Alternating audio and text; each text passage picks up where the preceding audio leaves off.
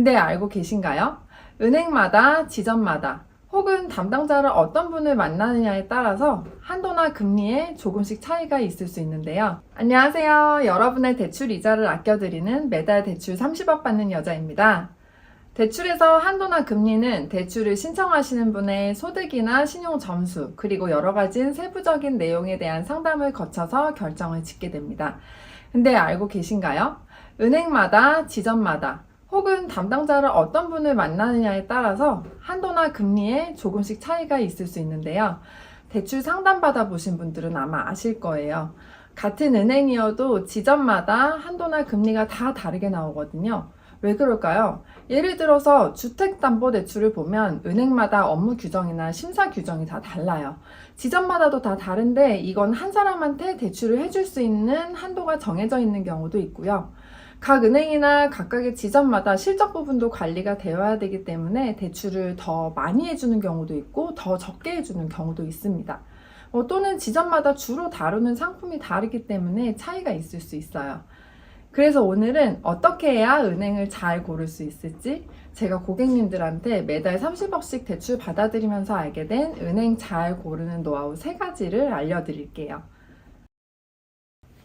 주거래 은행 고집하지 마세요.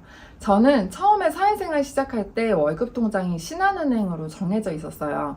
물론 아직도 전 이 은행을 사용하고 있고요. 계속 사용하고 있으니까 대출을 할 때도 제일 좋은 조건일 거라고 생각을 하고 있었거든요.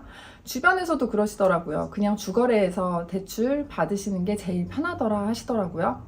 물론 주거래 은행으로 진행을 하시면 편한 점은 있어요. 예를 들어서 우대금리를 받으려면 해줘야 되는 부수거래 조건이 있거든요. 급여 이체라든지 신용카드를 얼마 정도 사용하셔야 된다든지 이런 조건들은 원래 사용하던 은행이시면 바꾸고 말고 할 게 없으니까 당연히 편하시죠. 그리고 항상 거래하던 데니까 은행 입장에서도 이 사람이 거래 내역이 있고 하니까 신뢰를 갖게 되는 거고요. 그게 이제 수치로 반영되는 게 은행 내부 등급이라고 하는 건데 대출 심사 받을 때 반영이 되니까 물론 좋겠죠? 몇 년 전까지만 해도 기준금리가 워낙 낮으니까 금리 0.몇 프로 차이 난다고 굳이 다른 은행 가서 대출 받고 그러지 않았어요. 주거래은행에서 대출 받으셨거든요. 막 비교하고 가시는 분들이 많지 않았는데 요즘은 그게 좀 바뀌었어요. 기준금리가 올라가니까 그만큼 대출 받는 금액이 커질수록 다만 0.1% 차이만 나도 이자 차이가 엄청 커져요. 그리고 대출 받는 금액이 크지 않더라도 금리가 제일 낮게 나오는 은행, 그리고 높게 나오는 은행을 비교해보면 1% 넘게 차이가 나는 경우도 있거든요. 이게 경기가 안 좋아져서 한 푼이라도 더 아끼시려고 더 그런 의지들도 있으신 것 같고 저부터도 최대한 낮은 곳에서 대출을 받게 되더라고요. 이게 다만 5천만 원 이자만 내는 대출이 있는 것도 금리 1% 차이를 1년으로 하면 환산 무시 못하겠더라고요. 그래서 요새는 주거래 은행이라고 다들 선호하지는 않는 분위기예요. 급여 이체, 신용카드 사용하는 거 이거 금리 비교해보고 싹 바꿔버리면 되는 거거든요. 요새 얼마나 편해졌어요. 은행 안 가도 인터넷으로 다 되는 세상이거든요. 그래서 요새는 주거래 은행의 의미가 크게 없어지지 않았나 싶어요. 주거래 은행이 편한데도 불구하고 다른 은행으로 진행하는 건 그만큼 메리트가 있기 때문인 거거든요. 예를 들어서 제가 하나은행을 올해 초에 많이 진행했었어요. 하나은행이 금리도 제일 낮았고 여기가 미성년 자녀가 2자녀 이상이면 금리 할인을 더 해줬었어요. 그래서 작년에 한창 금리 높을 때 받으셨던 대출금 있으셨던 분들이 중도상환 수수료 감안해서라도 대환하시는 분들이 꽤 계시더라고요. 이런 것처럼 은행마다 추가로 우대해주는 조건이라든지 아니면 가상금리를 확 내려버리는 이벤트를 한다든지 하면 주거래 은행 상관없이 금리 좋은 데서 대출 진행하시면 돼요. 무조건 가까운 은행은 가지 마세요.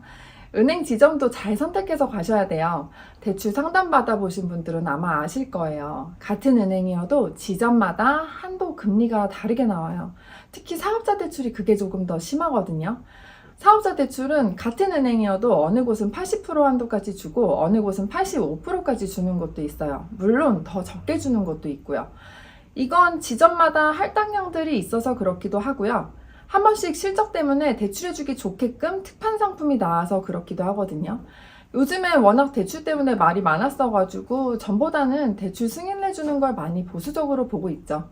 각 지점장님들이 계신데 지점장님들 성향에 따라서도 이게 좀 달라요. 대출이 거의 최종적으로 보는 거는 지점장님들이 하시기 때문에 주택담보대출이나 신용대출처럼 어느 정도 한도나 비율이 정해진 것들은 상관이 없는데 특히 사업자 대출은 좀 높은 분들의 의견에 승인 여부가 많이 좌우가 돼요. 조금이라도 위험하다 싶은 건 보수적인 분들은 아예 승인을 안 해주시는 거죠. 이렇게 대출 심사를 처음부터 끝까지 과정을 받아보면 굉장히 복잡하고 심사 결제 라인도 많아서 이 대출이라는 게 은행 쪽에서는 사실 손이 많이 가는 일이에요. 기존 대출 갱신될 때 무조건 갈아탈 준비하셔야 돼요.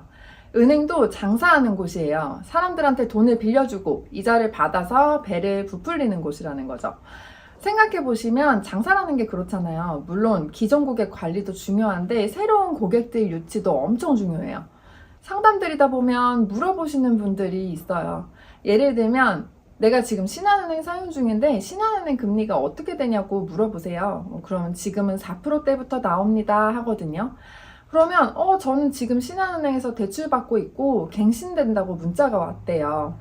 근데 지금 금리가 4%대가 아니라 6%대로 갱신된다던데요? 하고 저한테 물어보시는 분들 계세요. 이게 왜 그러는 거냐고 물어보시는데 이건 신규 고객님들이랑 이제 5년 정도 돼서 갱신되는 고객님들이랑 기존 금리 자체를 다르게 산정해서 그래요. 그래서 기존 대출 사용하시던 분들은 억울하게 느껴지실 수도 있어요. 그리고 주택담보대출 같은 건 특히 40년씩 막 끌고 가는 대출이잖아요. 그래서 저는 상담을 드릴 때 주택담보대출은 3년 지나면 중도상환 수수료 없어지시니까 이제 다른 은행도 한번 비교를 해보시고 갈아탈 준비 하셔야 된다고 말씀을 드리고 있어요. 오늘은 제가 매달 고객님들께 30억씩 대출 받아드리면서 은행을 어떻게 골랐는지 노하우에 대해서 설명드렸는데요. 추가로 궁금한 점 있으시면 카톡이나 전화 상담 주시면 친절하게 설명드리겠습니다. 감사합니다.